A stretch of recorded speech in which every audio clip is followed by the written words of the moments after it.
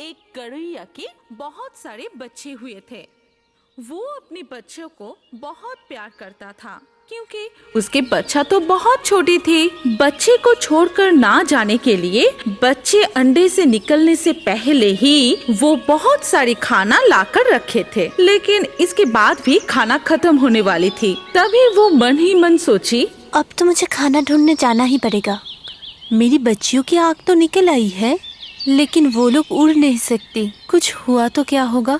ये बात सोचकर ही माँ गौरैया मन ही मन डर गई, लेकिन उसके पास और कोई रास्ता नहीं था। इसीलिए वो अपनी बच्चों को कहता है, बच्चों तुम लोग थोड़ा ध्यान से रहना, मैं जाऊंगी और खाना लेके जल्दी चली आऊंगी, तुम लोग डरना मत।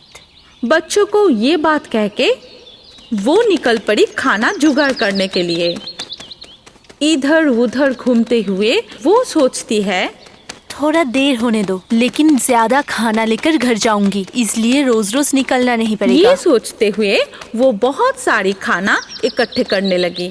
उधर एक चील, जब से माँ गौरैया के बच्चे हुए थे तभी से वो उन बच्चों पर नजर रखे हुए थे और मन ही मन सोचता था कि कब माँ गौरैया घोंसला छोड़कर बाहर जाएगी और वो बच्चों को कब खाएगा। खाना ढूंढने जाने से चील के पास मौका आ गया और वो सोचा,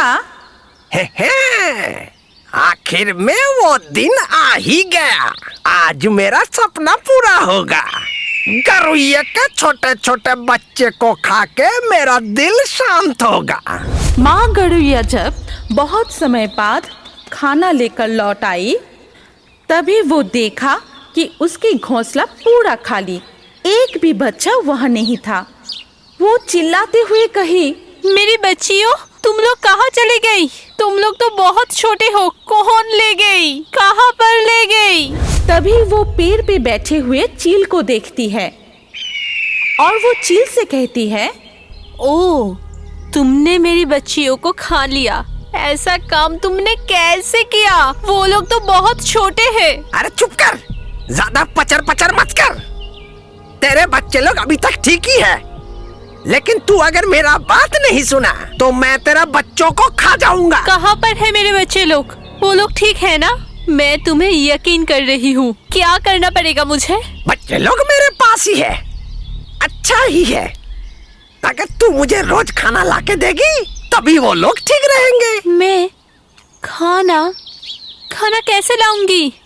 मैं तो छोटी पंछी हूँ, तुम्हारी जैसी बड़ी पक्षी की खाना कैसे इकट्ठा करूंगी? वो सब मुझे नहीं पता। अगर बच्चों को जिंदा रखना चाहती है तो मैं जो जो कह रहा हूँ वो कर। ये कह के चील वहाँ से उड़ जाता है और बेचारी माँ गौरैया बहुत दुखी होकर घोंसले में बैठकर सोचने लगी, हे भगवान, क्या हुआ? मेरे बच्चों को तुम रक्षा करो। मुझे जैसे भी हो उस चील के लिए खाना जुगाड़ करना ही पड़ेगा। मैं करूँगी। अगले दिन से गौरैया चील की खाना ढूंढने के लिए निकल पड़ती है। पूरा दिन इधर उधर घूम के जो खाना मिलती है वही चील के लिए ले आती है। पूरा दिन मेहनत करने के बाद खाना ढूंढ के रात को गौरैया अपनी घोंसले में जाकर सो जाती है। ऐसे ही कुछ दिन बीत जाते हैं, लेकिन वो अपने बच्चों से नहीं मिल पाती है। फिर वो परेशान होकर सोचने लगी, कितना दिन गुजर गई, कितने दिनों तक मैं अपने बच्चे को नहीं देखा। आज जब चील के लिए खाना ले जाऊंगी, सिर्फ एक बार उन्हें दिखाने के लिए कहूंगी। जैसे सोच वैसे ही काम। जब वो चील के लिए खाना लेकर वहाँ पहुँची, तब वो चील से बोली, बहुत दिन हो गया, तुम्हारी कहने पर मैं तुम्हारे लिए खाना ले आ रही हूँ, जितना कर सकती हूँ। अब एक बार मुझे मेरी बच्चियों को दिखा दो। इतना बात तुझे कौन कहने के लिए बोला है? जो कर रहा है वैसे ही करता जा, नहीं तो तेरे बच्चों को खा जाऊंगा, याद रखना। लेकिन मैंने तो कुछ नहीं मांगा, सिर्फ एक बार मेरी बच्चियों को देखना चाहती हूँ। तुम मेरा ये ख्वाहिश पूरी नहीं करोगी? तेरा बच्चे लोग सब ठीक है, क्या ये काफी नहीं है? अभी भी देखने का टाइम नहीं आया। जैसा काम कर रहा है करता जा, तब जाके बच्चों को देख पाएगा। तब तक वो मेरे पास ठीक ठाक रहेगा। जा जा जा जा, निकल, आराम से मुझे खाने दे। चील के बात सुनकर गौरैया वहाँ से चली गई। आंखों में आंसू लिए गरुड़िया जाके नदी के किनारे बैठी और बोली, क्या पता इस जीवन में मैं मेरी बच्चियों को देख सकूंगी क्या? मैं क्या करूं? मैं तो कुछ भी नहीं कर सकता। ये कहती रही और रोती रही। अचानक एक सारस वहाँ आई और उससे पूछी, क्या हुआ गरुड़िया, तुम काहे रो रही हो? क्या मैं तुम्हारा कुछ मदद कर सकता हूँ? मैं जो मुसीबत में हूँ उसमें से कोई भी मुझे निकाल नहीं सकती। अरे फिर भी बोलो ना, अगर कुछ कर सकता हूँ तो।